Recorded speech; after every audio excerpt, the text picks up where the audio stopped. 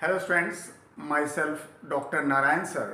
और हम जो सरल बायोलॉजी की श्रृंखला चल रही है हमारे चैनल पे, उसी श्रृंखला को प्रोसीड कर रहे हैं।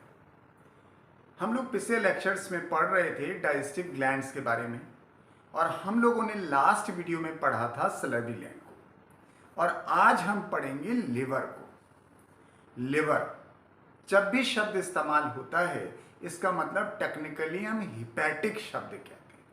Hepatic term is related with liver.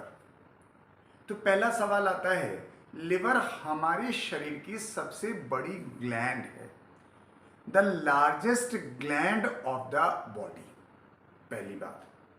फिर दूसरा पॉइंट आता है, भाई हमारे शरीर में है कहाँ पर। तो हमारे शरीर में, अगर आप राइट साइड, हमारा वीडियो आपको दिख रहा हो ठीक, थोड़ा और पीछे हो जाऊं मैं, तो यस दिस वन लुक, ये राइट साइड में upper abdomen just below the diaphragm. यहां पर एक जरूरी बात है, जब हमने लेफ्ट साइड पढ़ा था तो यहां स्टमक था, अब राइट साइड पढ़ रहे हैं तो यहां लिवर है, यानी liver is present in the right upper abdomen just below the diaphragm. तीसरा पॉइंट आता है, जो लिवर है इसका वजन कितना है। वजन जो है तकरीबन 1.2 से लेकर 1.5 केजी, यानी यूं समझें रफली 1.25 किलो से 1.5 किलो। और रफली समझना चाहते हैं, सामान्य शरीर के वजन का 2% हिस्सा, 70 किलो का आदमी है, 1.4 केजी। तो तीन बातें हो गई, लार्जेस्ट ग्लैंड है, लोकेशन तय हुई, right upper abdomen just below the diaphragm, और तीसरा पॉइंट हुआ कि इसका वजन कितना है, तो बोला 1.2 से लेकर 1.5 केजी। अब लिवर दो लोब में बटा होता है, जैसे तकिया को लीजिए और बीच में रस्सी से टाइट कर दीजिए, फोम वाला तकिया लीजिए और रस्सी से दो हिस्सों में ऐसे बांट दीजिए। तो बांट काटना नहीं, घर वाले बड़े नाराज होंगे कि यार पढ़ा रहे हो कि तकिया तोड़वा रहे हो। आप तकिया लीजिए, उसके बीच में रस्सी बांधिए, और रस्सी जैसे से आप टाइट करेंगे, अपने आप आपका जो तकिया है वो दो लोब में बढ़ जाएगा। जाहिर है राइट लोब और लेफ्ट लोब, दो लोब है हमारे पास। लेकिन लोब के अंदर अगर आप देखेंगे, you will see the lobule, liver lobule पाए जाते हैं, बहुत ज्यादा। संख्या नहीं लिखी आपकी किताब में, बट हमारे लिवर के अंदर लिवर लोब्यूल 50,000 से 1,00,000 होते हैं। अंदाजा लगाइए कितने छोटे होते होंगे। 50,000 से 1,00,000 लिवर लोब्यूल पाए जाते हैं। It is the functional unit of liver. अब कभी लिवर लोब्यूल आप देखोगे, ये पॉलीगोनल शेप का होता है। पॉलीगोनल, अक्सर हम पेंटागोनल बना देते हैं उसे, लेकिन उसकी जो बाउंड्री है, किसी भी लिवर लोब्यूल को देखेंगे, इट हैज अ ग्लीसन्स कैप्सूल। कई बार एग्जाम में आ चुका है, ग्लीसन्स कैप्सूल का ताल्लुक किससे है, तो उसका ताल्लुक है लिवर के साथ, लिवर लोब्यूल की कवरिंग बनाता है।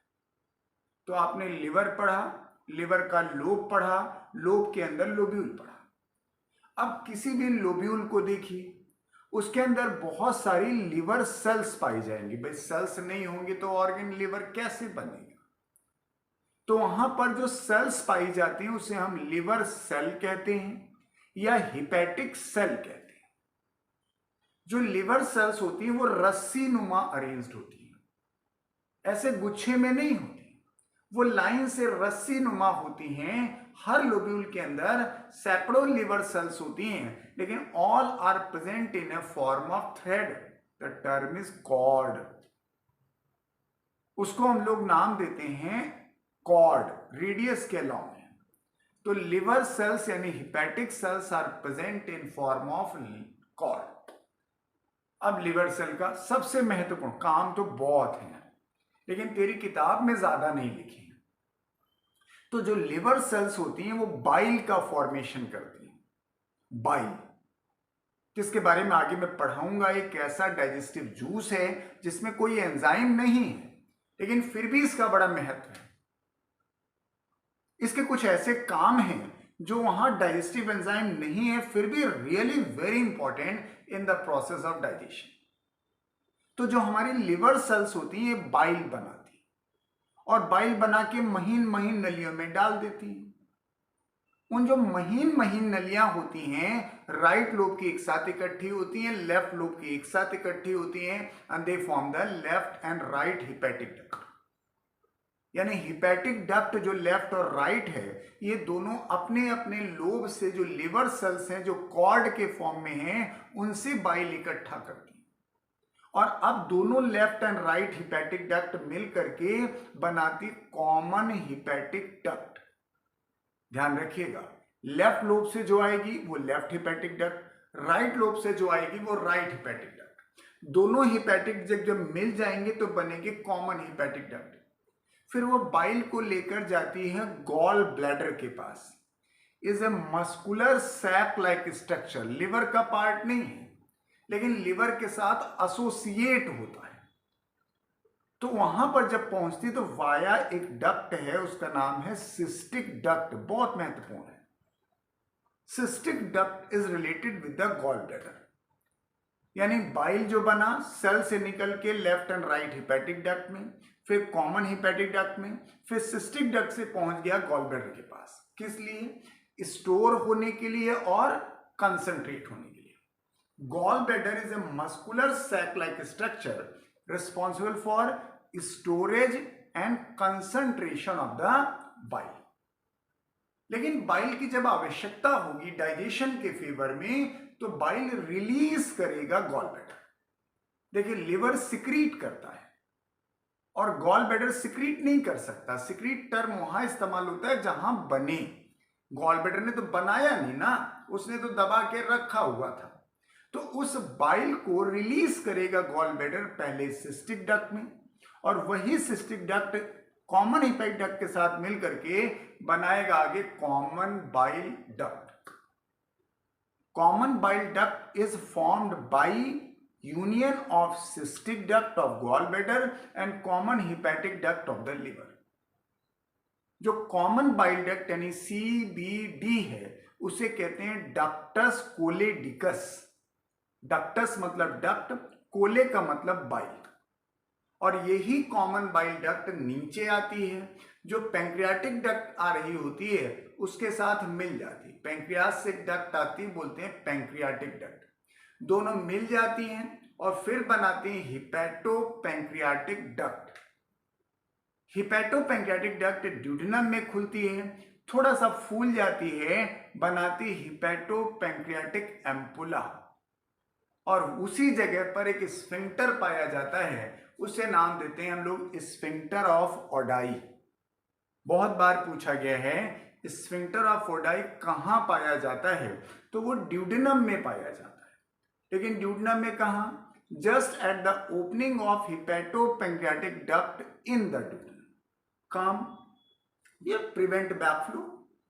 क्या आप बाइल लेकर जाएं, पैंक्रियाटिक जूस लेकर जाएं ड्यूडेनम में, ऐसा ना हो ड्यूडेनम का माल पानी लौटा चला आ रहा है।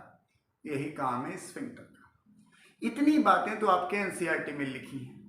एक बात हमारी तरफ से भी सुन लीजिए, not extra, really important. Liver के पास हिपैटिक सेल्स हैं जो बाइल बनाती हैं, उसके अलावा भी उसमें एक बड़ी महत्वपूर्ण सेल है जो आपको जरूर जानना चाहिए, कफर सेल। नाम तो सुना ही होगा, नहीं कहते हैं नाम तो सुना ही होगा।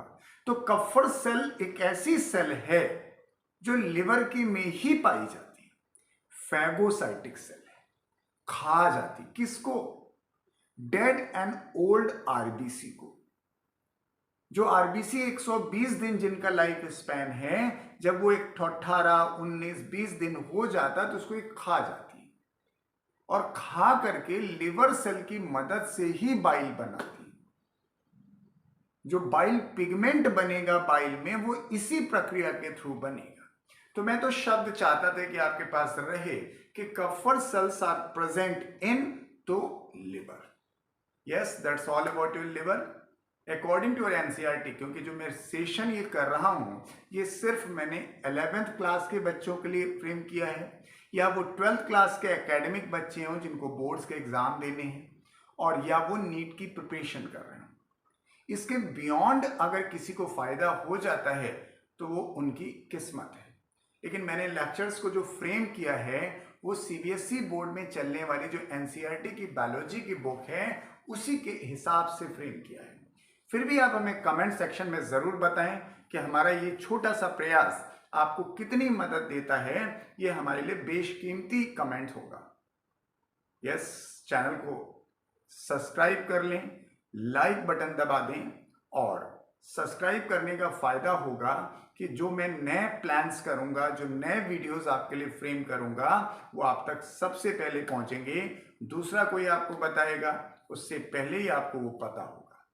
Yes, good luck to all of you.